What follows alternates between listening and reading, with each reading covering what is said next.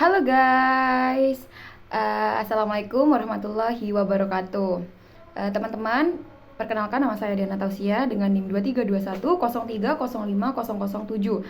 Nah, teman-teman pernah bertanya gak sih, kok bisa ya seorang psikolog itu bisa dapat menggali kepribadian seseorang? Nah, kita nih bertanya-tanya kan, kok bisa ya psikolog itu bisa menggali kepribadian seseorang? Nah, ternyata ada satu alat yang digunakan oleh seorang psikolog itu untuk mengenali kepribadian seseorang, yaitu salah satunya adalah tes proyektif. Nah, pada kali ini di video ini saya akan membahas secara mendalam tentang dua tes proyektif yang terkenal, yaitu tes EPPS dan tes SSCT. Nah, selanjutnya kita akan mulai ke pengantar tes proyektif. Oke, mari kita mengenal tes proyektif, tes EPPS dan tes SSCT. Oke, sebelum memasuki materi selanjutnya, saya akan sedikit menjelaskan pengantar EPPS dan SSCT. Jadi, coba teman-teman bayangkan ada sebuah proyektor yang menampilkan gambar dari sebuah slide. Nah, saat itu adalah pikiran bawah sadar kita. Dan layarnya adalah tes yang diberikan. Nah, jadi seperti itulah teman-teman, kira-kira analogi sederhana dari tes proyektif. Langsung saja kita memasuki materi yang akan kita bahas. Latar belakang dari tes proyektif yaitu adalah alat asesmen yang tidak langsung yang menggunakan stimulus ambigu seperti gambar, kata-kata, atau cerita yang tidak lengkap. Nah, tujuannya adalah untuk memancing individu memproyeksikan pikiran, perasaan, konflik, dan motivasi terdalam mereka tanpa mereka sadari. Nah, karena stimulusnya tidak jelas, respon yang diberikan dianggap berasal dari dunia batinia seseorang. Contoh yang paling terkenal adalah tes Rosa, yaitu disebut juga dengan tes noda tinta. Dan yang kedua ada TAT, Thematic Perception Test. Oke, next materi selanjutnya yaitu ada penjelasan dari teori, tujuan, dan aspek kepribadian yang diukur oleh tes EPPS dan tes SSCT. Kita mulai dari tes EPPS terlebih dahulu. Kepanjangan dari tes EPPS adalah Edwards Personal Preference Schedule. Nah, teori dasar EPPS ini dikembangkan oleh Ellen L. Edwards berdasarkan teori kebutuhan needs dari Henry Murray. Nah, Henry Murray ini berpendapat bahwa kepribadian manusia itu bisa dipahami dari dorongan-dorongan atau kebutuhan psikologis yang dimilikinya. Kemudian EPPS itu dirancang untuk mengukur kekuatan dari 15 kebutuhan psikologis. Jadi, EPPS itu mempunyai 15 kebutuhan psikologis yang diukur, teman-teman.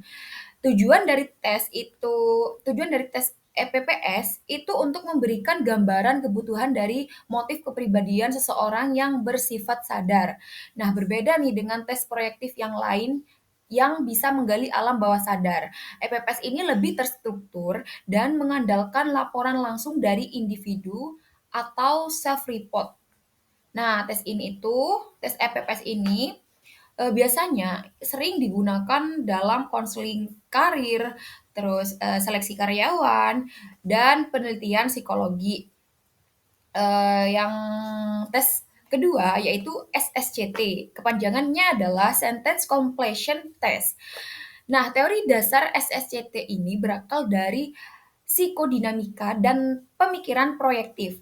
Teorinya adalah ketika seseorang diminta menyelesaikan kalimat yang belum selesai, mereka itu akan cenderung mengisinya dengan isi pikiran, perasaan, sikap, dan konflik mereka yang paling menonjol.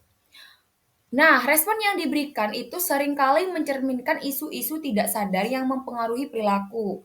Kemudian tujuan tes. Nah, tujuan tes SCCT ini adalah untuk mendapatkan gambaran cepat dan fleksibel tentang sikap kecemasan, konflik, dan dinamika hubungan interpersonal seseorang. Tes ini juga sangat berguna sebagai pintu masuk dalam wawancara klinis untuk menemukan area yang perlu digali lebih dalam. Nah, untuk materi selanjutnya, saya akan lebih menjelaskan sedikit tentang aspek-aspek kebutuhan yang diukur oleh tes EPPS dan tes SSCT. Yang pertama, eh, tes EPPS ini, aspek kepribadian yang diukur adalah yang pertama ada achievement, yaitu prestasi. Kemudian yang kedua difference, penghargaan. Yang ketiga ada order, keteraturan. Yang keempat ada exhibition, artinya eksibisi. Ada autonomy, artinya otonomi. Affiliation, artinya afilisasi. Intraception yang artinya rasa peduli, dan sukkerance artinya sukrosasi. Nah, sukkerance ini kebutuhan untuk dimengerti dan didukung. Kemudian ada di dominance, yaitu yang artinya dominasi. Kemudian ada assessment yang artinya itu kebutuhan untuk menerima kesalahan, dan nurturance ada yang artinya kebutuhan untuk merawat orang lain. Ada change, perubahan. Endurance, ketekunan. Heterosexuality, ada yang terakhir aggression yang artinya juga disebut agresi. Nah, eh, selanjutnya tes yang kedua yaitu aspek yang diukur oleh tes SSCT, yaitu sebenarnya tes SSCT ini yang diukur itu sangat luas, tergantung pada tergantung pada stem atau awal kalimatnya. Nah, beberapa area umum meliputi hubungan dengan keluarga. Contoh, ayah saya adalah seorang pekerja yang keras. Nah, pertanyaannya itu adalah ayah saya adalah. Nah, kemudian seseorang itu bisa melanjutkan kalimat yang belum lengkap itu. Nah, dari situ kita bisa menganalisis jawaban-jawaban dari individu tersebut. Nah, kemudian ada konsep diri dan masa depan. Contohnya adalah saya adalah bla bla bla. Cita-cita saya adalah bla bla bla. Kemudian aspek yang ketiga, hubungan sosial. Contohnya teman saya bla bla bla bla. Atau saya marah ketika bla bla bla bla. Kemudian yang terakhir ada perasaan dan konflik batin. Saya merasa bersalah jika bla bla bla. Dan atau diam-diam saya ingin bla bla bla. Nah, itu jawaban-jawaban dari contoh-contoh soal dari tes SSCT. Nah, kembali lagi, saya kembali tekankan lagi teman-teman bahwasanya aspek yang diukur oleh tes SCT ini sebenarnya sangat luas. Nah, dan yang saya sebutkan tadi itu hanya sebagian saja. Kemudian selanjutnya kita akan membahas mengenai etika dalam penggunaan tes psikologi. Nah, di dalam penggunaan tes psikologi itu juga mempunyai etika. Penggunaan tes psikologi ini termasuk tes proyektif, bukanlah hal yang main-main. Jadi ada etika ketat yang harus dipegang terutama oleh seorang psikolog atau praktisi. Nah, yang pertama itu ada kualifikasi administrator. Hanya profesional yang terlatih dan memiliki kualifikasi yang boleh menjalankan, menginterpretasi, dan memberikan umpan balik tes. Kemudian B, menjaga kerahasiaan semua hasil tes adalah rahasia dan HP, dan hanya boleh dibahas dengan klien atau pihak yang berwenang dengan izin klien.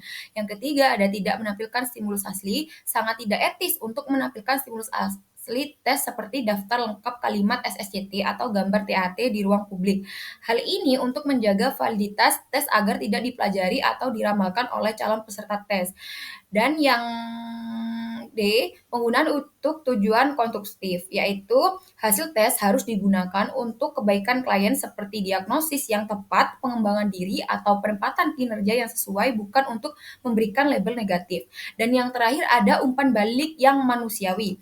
Hasil tes harus disampaikan dengan empati, kejujuran, dan dalam konteks yang mendukung perkembangan individu. Jadi, 5 hal ini adalah etika dalam penggunaan tes psikologi. Selanjutnya, materi yang terakhir adalah refleksi pribadi atau disebut juga dengan insight.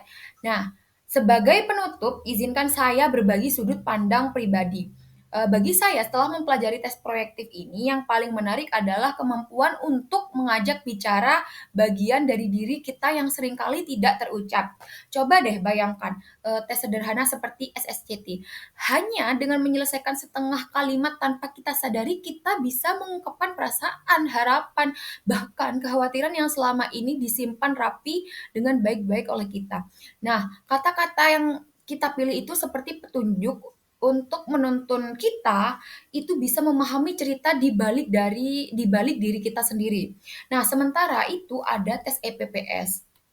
Kalau tes EPPS ini ibaratnya seperti peta navigasi motivasi. Tes ini itu membantu kita itu untuk mengenali dorongan-dorongan apa saja sih yang paling kuat dalam diri kita. Misalnya nih, apakah kita lebih termotivasi oleh prestasi, kebersamaan, atau tantangan?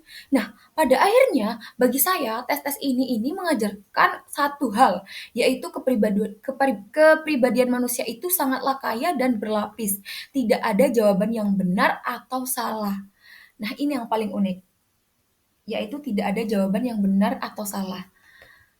Terus kehadiran tes proyektif ini juga mengingatkan kita bahwa untuk memahami seseorang, kita tidak bisa hanya melihat permukaannya saja, tapi kita perlu menyelam lebih dalam dan ketika digunakan dengan penuh tanggung jawab serta empati, alat-alat ini bukan sekedar tes, melainkan sebuah pemandu untuk mengenali diri kita sendiri dan orang lain dengan lebih utuh.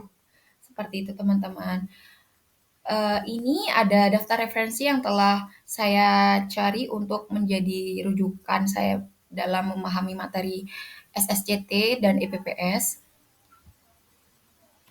Terima kasih untuk teman-teman semuanya telah memberikan dan meluangkan waktu untuk menonton video saya ini. Semoga informasi dan pengetahuan saya yang telah saya sampaikan ini dari awal sampai akhir semoga bisa bermanfaat bagi para penonton semuanya. Jumpa lagi guys. Bye.